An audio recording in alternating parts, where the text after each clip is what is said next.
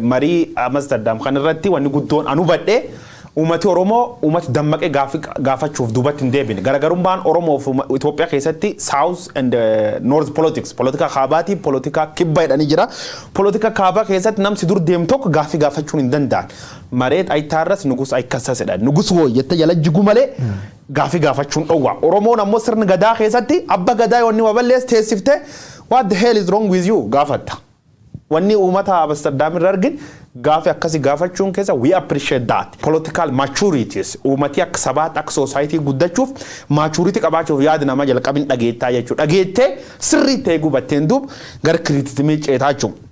yookaan qeeqi bareeda an qeeqa yeroo tokko waan tokko arma kaas wannan barbaadu qeeqi Jawaar Mohammad irra godhamuu jiru dogongora warri ettanii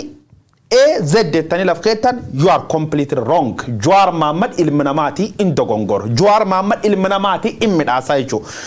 namooti yaad midhaaga kaasanin jiran Jawaar Mohammad qeeqirra godhamirra rakkoon qabu warri dhanin jiran warri Jawaar hin beenne gubbumirra teettani nami qeequ fi sodaat yoo namni inni jaalate qeeqa min bu'aa jechu fakkeenyi sani kaasuu danda'a Abiy Ahmad akka nam siyaasaa tokko garangoo kanaa gaafnuuf ka faxaaree talaakeette abashaan sirbiteef nullee nam adda kawaaqirra nu ergameen wagga lamaan Jawaar faanidha turan qofa don ta'in wagga sadeen dabran dab Oromoo irratti dalagamin beennaa nuun cufti aarii qabnaa nuun cufti madaa qabnaa nuun cufti waan dubbachuuf hin qabnaa jechuudha Jawaar omanidhaati bay akkas taa'edhani eegullee ni jirti expectation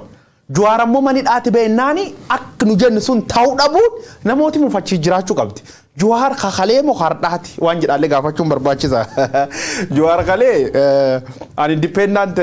maani simpirree kopha barriftu ta hol lam qabtu tag feet barrifte deebitu ta waan daangessan qab jechuun dandeen ammaan tan garuu paartii siyaasaa jajjir paartii siyaasaa ta khara nagaatiin biyyatti keessa qabsoo khara nagaatiin biyyatti keessa chochoot akkas taanaan hooli kan ke tokkin cabaa jechuun ideoloojiin waraan bilisummaa Oromoo yookaan abaaho maal godhu Oromiyaa walaba ijaaru ideoloojiin kaafoo ammoo Itoophiyaa diimokiraatoof Itoophiyaa sabaaf sablammiin keessa wal qixxeen chochoo dandeetu ijaaru Jawaarileen kan dubbatee jiru kanaafu ideology didikko jiddu jirtu yoo battanii jedhama lammeeso Jawaar as a person Jawaar nam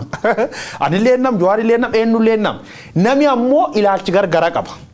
ubbaara nam keeyyadha kana yeunam yoo yan bitatuyyo bitachuu danda'a jaalachuu dhabuu danda'a yookaan niitiin ubbaar kan jibbu dandeet yookaan namni daawwatu uffatan keeyyadha kan itti gammadu dhabuu danda'a yookaan isa adoos taate bitachuu dhabuu danda'a ilaalchi nama kabajuun midhaaddu jechuu wagga afran dabru wagga sadeen dabru lubbu qulqulloota bada ture lubbu qulqulloota kabaddeef itti gaafatame jiraachuu qaba kanirra wal mormiin qabnu jechuu itti gaafatamaan gaafiin guddaa yoon ta'an itti gaafatamaa yakka Itoophiyaa keessa dalagame parsantaa dhibba keessa sadarkaan kennu parsantaa 90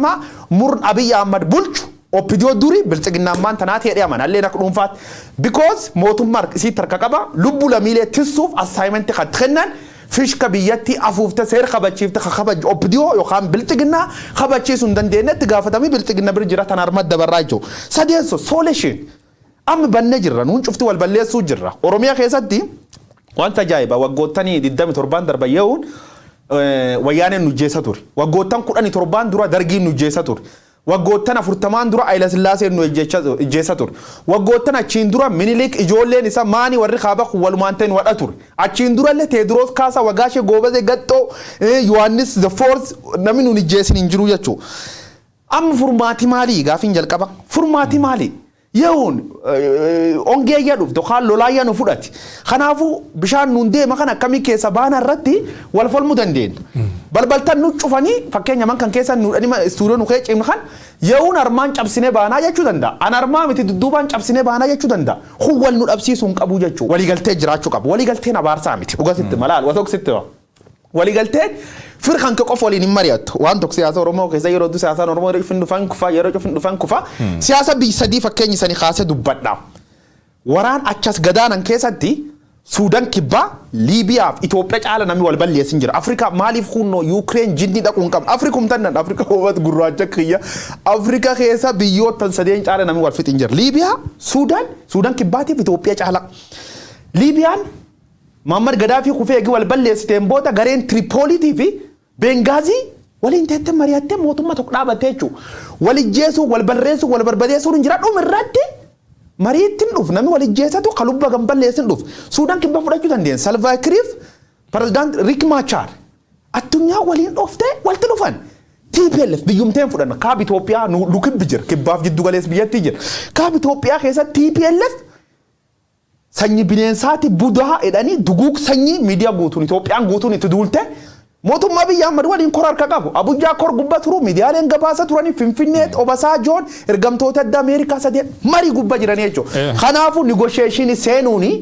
tulleen dhibin qabdu jechuudha karaa kamiin negotiation goonaan gaafiin jettu midhaaddu ta'uu qabdu dhumi irratti kan kaasee fixa gar oolaa dhumna OLA waraanni bilisummaa Oromoo nun barbaachisu qabsoon qawwee nun barbaachiftu ideoloojiin jettu namni jedheleen hin jiru ani akka dhuunfaallee hin deeggaru jechuudha maaliif seet TPLF faan wanni siin karaa nagaa dhufu dandeettee fi waan qawwee qabduuf TPLF cabsuuf karoorfatanii qawwee qabdi sodaatanii naga waliin ta'an